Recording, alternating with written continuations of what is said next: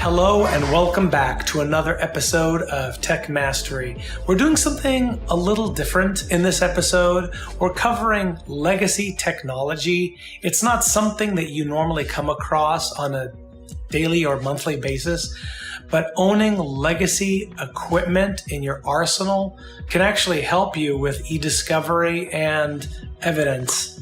I mean, seriously, how often is a deposition or some sort of media encoded? Well, this is like a VHS cassette. And ironically, sometimes you'll have a case where the plaintiff needs video evidence to demonstrate what they used to do before an accident. Sometimes it'll be even on a small cassette like this. Or sometimes you'll receive a video deposition on an optical disc like this. And then if you're really lucky, you'll get an oddball like this. This is a TDK VHS-C. Now, it isn't often that you would use some of this media, but we thought that we would give you a little primer. In this brief video, we're going to cover two media formats that you rarely use, but they do make appearances on occasion. The first runner-up is the Sony FDD-2X floppy disk drive. It plays discs that are 3.5 inches in size, 1.4 megabytes in volume. They can be formatted for both PC and Mac.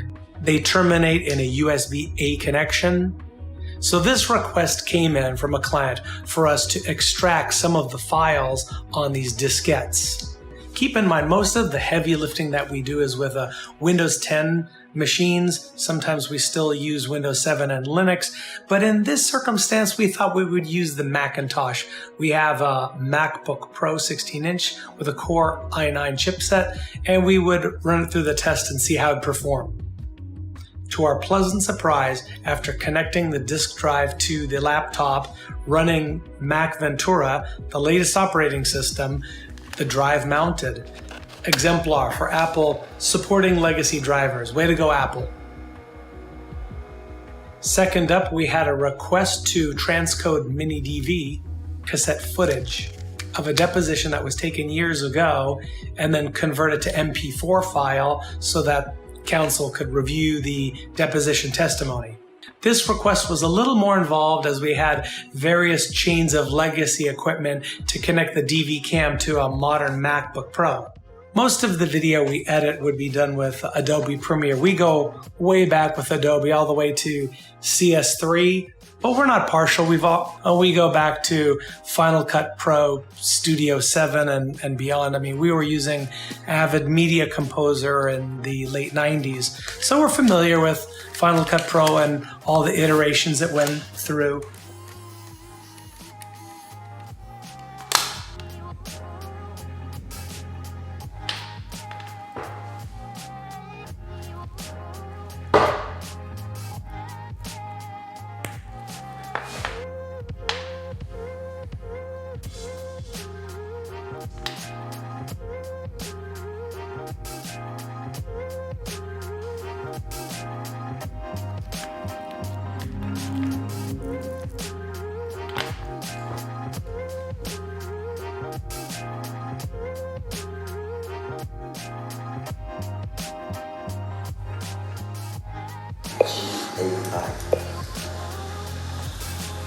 Have you been known by any other names in the past?